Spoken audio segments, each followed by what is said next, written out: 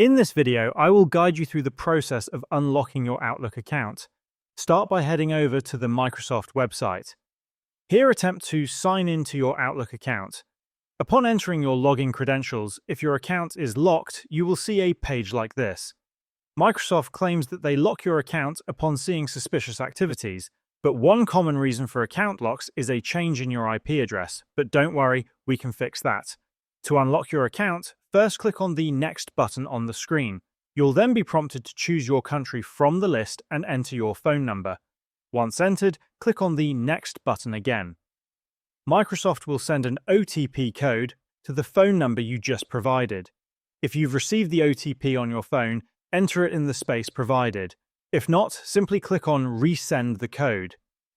Once you've entered the correct OTP, click Next, and after that your Outlook account will be successfully unlocked.